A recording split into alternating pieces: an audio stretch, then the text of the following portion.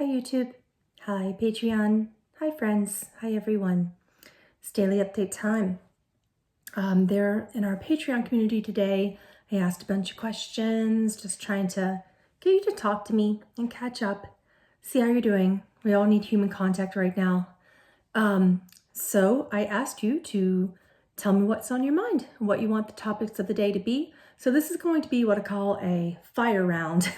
I'm just going to, as quick as possible, go through as many questions as possible. So the answers will be short, and we can expand upon them later at some other time. But I got so many questions that I'm just going to try to answer them all. Do you think I can? You can think I can do it in like 5 minutes?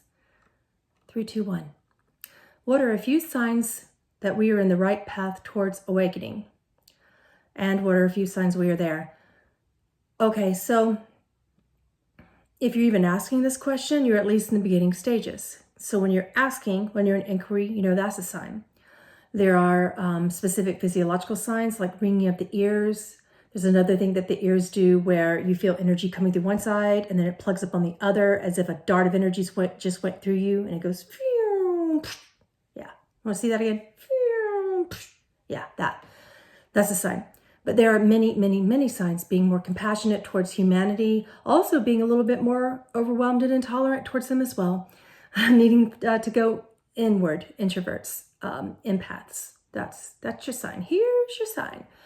All right, next question. The Schumann resonance and converging timelines would be interesting topics. In what regard? There's so much, like I could seriously talk about that all day, but we did talk a little bit about this yesterday on Priscilla Louise's channel. We talked about a slinky, that time's like a slinky right now, except if you can imagine, I don't have one, so you just have to take my jade bracelet, okay? Imagine this is a slinky, sorry. And the big part's up here, and when you bring it down, it just collapses into itself, into nothing but such a bad tool. One little slinky. Whereas at first it was all of this. And now it's that. Sorry, not a fun magic trick, but if I had a slinky, I think you get my collapsing upon itself effect. That is a converging timeline. So I would say that converging is not really what I'm seeing. That's not really, it's collapsing into macro into micro is what's going on when I look at this. So, and we only look at that in a big way because we think we're little and we look out into a big universe thinking that everything must collapse in. But when I'm astral traveling and I look out, kind of looking in, I see you as huge, massive beings. And just, I explained this in my channeling of Dolores yesterday. I see it like one of the Chinese dragons, you know, the costume, and they're like, normally takes like 7 people in a big one. Have you seen those things? Every single thing fits together. We are like this, okay? And we move together. So we need all of those roles to be played. See, I knew I couldn't do this with the whole 5 minutes thing. We need all the roles to be played right now. They are each a part of each other and they are moving together like this. This is how I see humanity right now, moving together. Well, actually more like this. So yeah, converging stuff. I could really talk about that all day. This is supposed to be a fire round. I'm going to keep going. How to connect to one's higher self and keep the connection. The question, let's switch the question around to how to be aware of when I think I'm not connecting, but I always am. Now do you still have the question? Because the answer is you cannot be disconnected. So instead of looking for your higher self, be more aware of kind of the feeling of when you're not, because you can't actually not be God, but you have a feeling that sort of distracts you from the truth that you are. When you're more aware of that, you can return to what you already are more quickly. So the premise of disconnection is not true. Let's put it that way. Any updates on singing? And one for a movie? No movie. Oh, I know. I remember what you're saying. Yeah, so Universal Studios, a producer that works with Universal had an interest in my stuff, and then he said that it's just too distinctly different, and it just is its own genre, and he doesn't believe they'd be interested. So it was kind of like, yes, I'm sure they'd be interested. Yay, I listened to it, it's wonderful. And then he said, well, I'm not sure. It's just a genre of its own, but it's so beautiful, it's so wonderful, and I want to work with it. So he is working with it. And I did hire that producer, and he is remixing my entire Sacred Songs of the Heart. So you get something twice as powerful coming up whenever he gets done with it. You know how producers are. He doesn't have an ETA. And insofar as submitting it to Universal, he just doesn't think they're going to accept it, reproduced or not, because it's such a unique genre. I know, for those of you who don't know what I'm talking about, yes, I have an album. It's called Sacred Songs of the Heart. So you can get that on iTunes, anywhere, you know, Pandora, where else? All the big ones, all the things you guys use, all the radios, it's everywhere. And you can get it on Amazon as well. So yeah, that's my music update. And insofar as album 3, well, you know, coronavirus. I can't record myself. I'm not a recording artist, so I'd have to go somewhere for that. So as soon as I can, I will.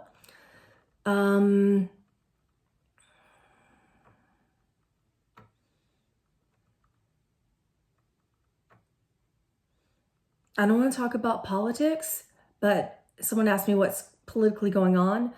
But I've said it before, coming through the entity of the coronavirus. It said to me, you asked what the cover-up was, and I said, well, the biggest one is not what you think. You guys are all got your headset on, and your fears wrapped around the cabal and the Illuminati and the arrest and stuff, and the cover-up that's bigger is a Cold War. And we've discussed it before. And that's just, if you kind of follow this kind of stuff and you get a really good interest in, you know, what's going on behind politics, ask your higher self. Okay? So that's in the coronavirus part 2 channeling, and part 1. We talked about that really clearly. Don't really want to get into politics today. Next question, personal to-dos. To-dos. To help the planet go through the current changes and practical ideas for our daily routines would be appreciated. Energy protective measures, rituals, etc. My biggest to-do is waking up and deciding how I'm going to feel. Not what I'm going to do, not what I'm going to accomplish, but how I'm going to feel. And how I'm going to feel and what I'm going to explore in those feelings in my heart. And then I focus on my breath for a few moments. And then I go about my day. My rituals involve water and earth and sunlight every day. So we have to get enough of that every day, quarantined or not. You have to get out. If they're not letting you, open your windows and bask in the sun. Do what you can. You know, get some dirt the next time you go out to get your groceries and bring it inside. I don't care what you do. Start an indoor garden. That's one way to do it, right?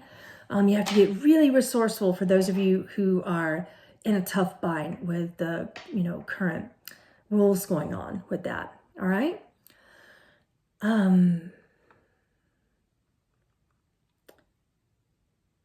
Tips on the path to remembering happiness. You have to start where you are.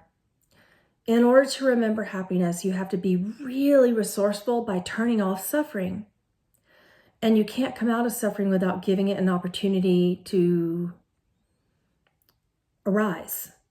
Breathe through it, sit through it, feel through it, but breathe through it. Keep breathing. Kriyas are one of my tools for really managing my energies. It is definitely one of my energy techniques. Every day I will do many Kriyas. I have plenty, for those of you who don't know, that I follow the path of Kripa, that is yoga of grace. Yes, there are Kriyas involved in that. That is a specific type of yoga that involves all 8 limbs.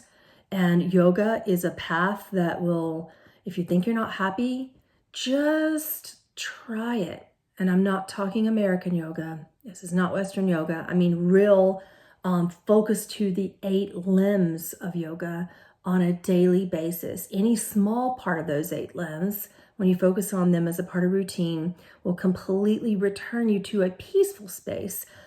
many people ask they say to me when I ask them, what is it you want in your path? They say, I just want to be happy, or I want peace. Peace is that which you already are. Happiness is a diligent act of responsibility where you begin to go into the emotions that try to get you to believe that it's impossible to be happy. But it does take some discipline. Okay, so I created some processes, many Kriyas and many emotional alchemy processes as well. One is called Emotional Alchemy 101. One is called Quantum Alchemy. There are many things that I've taught on Patreon that involve that if you look at my classes for Quantum Alchemy and Emotional Alchemy. But you can only get through that so many times before you just understand that it's your mind trying to get you into a head trick. It's mind games. And you can give the emotions the power that they absolutely need and require. It's a need, not a want. This is just as powerful and necessary as breath. However, you can't give them so much power that they get to tell you what you are and what you aren't. And the only exception to that is when your emotions are absolutely loving and compassionate. With the exception of those things, when your emotions begin to tell you who you are, and they diverge from that and get into fear-based things, be present. Presence is incredibly important. Give it its time. And then at some point, that you can only decide when you're done beating yourself up with emotions, negative emotions in particular, when you're done. Because this is the thing about shadow work. At some point in time, you will look back and go, why am I not happy on a daily basis when I've done years of emotional alchemy and shadow work? Then and only then will you be ready to really commit yourself to Kriya. To really practicing yoga and practicing, from the mental, emotional, and spiritual perspective through your breath and understanding that breath is important and how quick that can be. If you've done your emotional work, you're really ready now. You'd be ready anytime, but you convince yourself that you're not ready in the emotions. So honor that. And when you're ready to try yoga, please hear me out on this. It will completely change even that question of how can I be happy, how to remember happiness. It will not be there anymore. You'll do it. You'll call it in instantaneously when you can. All right. Yeah. See, I knew I couldn't do a quick round of this kind of stuff. I always say, I'm going to answer all the questions, and then I can't. So I tried. At least we got through like 6 of them. I love you guys. Thank you for watching my daily update. I just channeled Dolores Cannon yesterday.